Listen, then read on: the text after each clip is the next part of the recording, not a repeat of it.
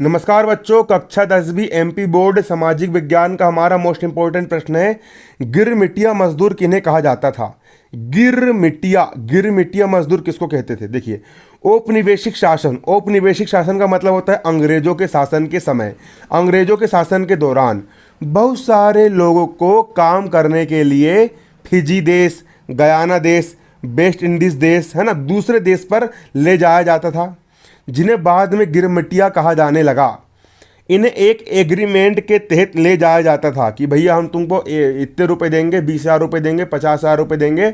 Agreement उनके से कर लेते थे और उनको बदले में उतने पैसे दे दिया जाता था और उनको काम करवाने के लिए विदेश ले जाते थे। बाद में इसी एग्रीमेंट को ये मजदूर गिरमिट कहने लगे।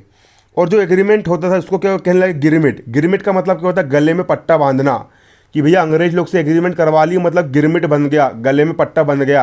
अब पैसा हमने ले लिए है, अब जिंदगी भर के लिए अंग्रेजों का काम करो। कहाँ पर काम करो? विदेश में जाकर के काम करो, वहाँ मर रहे बच रहे इसकी गारंटी नहीं है ना। इसी एग्रीमेंट को ये मजदूर गिरमिट कहने लगे, जिससे आगे चल करके इन मजदूरों को गिरमिटिया मजदूर कहा जाने लगा। कि ये कौन से मजदूर है? गिरमिटिया मजदूर है। कौन से मजदूर है? गिरमिटिया मजदूर है। तो इस प्रकार इनको हम क्या कहा जाने लगा? गिरमिटिया मजदूर कहा जाने लगा। तो गिरमिटिया मजदूर किसे कहते हैं? औपनिवेशिक शासन के दौरान बहुत सारे लोगों को कार्य करने के लिए फिजी देश, गयाना देश, वेस्ट इंडीज आदि स्थानों पर ले जाया गया, जिन्हें बाद में गिरमिटिया कहा जाने लगा। उनको एक एग्रीमेंट के तहत ले आते थे, बदले में उनको पैसे देते थे और एग्रीमेंट करवाते थे। बाद में इस एग्रीमेंट को मजदूर गिरमिट कहने लगे, जिससे आगे चल के मजदूरों की छाप के पड़ गई, गिरमिटिया मजदूर कहा जाने लगे। नमस्कार बच्चों, हमारा प्रश्न है रोलेट एक्ट क्या था? जो रोलेट एक्ट था, जो कि अंग्रेज लोग ने लागू करे थे 1919 में, वो क्या था? तो रोलेट एक्ट एक प्रकार का एक ऐसा अंग्रेजी कानून था जिसके अनुसार किसी भी व्यक्ति को बिना मुकदमा चलाए उसको अनिश्चित समय तक जेल में डाला जा सकता था। मतलब कि अंग्रेज आएंगे, आपकी गलती हो या ना हो, आप पर मुकदमा भी नहीं चलाएंगे, आप पर अभियोग भी नहीं चलाएंगे और आपको जेल में डाल देंगे। वो 5 साल के लिए, 10 साल, उनको जब तक डालना तब तक के लिए वो डाल देंगे। और ये सन 1919 में पारित हुआ।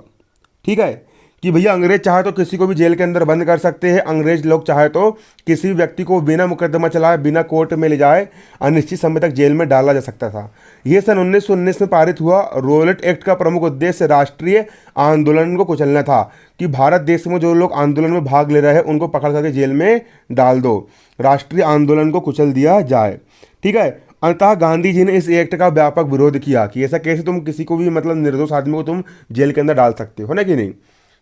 तो गांधी जी ने इस एक्ट का क्या करे? विरोध करे, व्यापक विरोध किया गांधी जी ने। नमस्कार बच्चों, हमारा प्रश्न है बहिष्कार से क्या आशय है?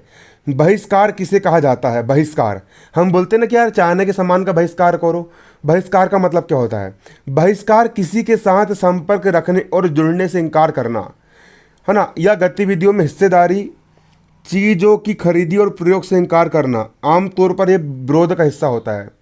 बहिष्कार का मतलब, जब अंग्रेज लोग भारत देश में थे तो गांधी जी ने बोले कि अंग्रेजी कपड़ों का बहिष्कार करो, अंग्रेजों का बहिष्कार करो। मतलब अंग्रेजों से किसी प्रकार का संपर्क मत रखो, उनकी काम मत करो, उनकी कोई भी गतिविधि में हिस्सेदारी मत करो, है ना, और उनकी कोई चीज़ को मत खरीदो और उनका कुछ भी प्रयोग मत करो।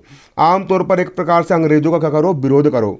ठीक है, बहिष्कार का अर्थ क्या होता है? बहिष्कार किसी के साथ संपर्क रखने और किसी के साथ जुड़ने से इनकार करना, गतिविधियों में हिस्सेदारी और चीज़ों की खरीद और प्रयोग से इनकार करना।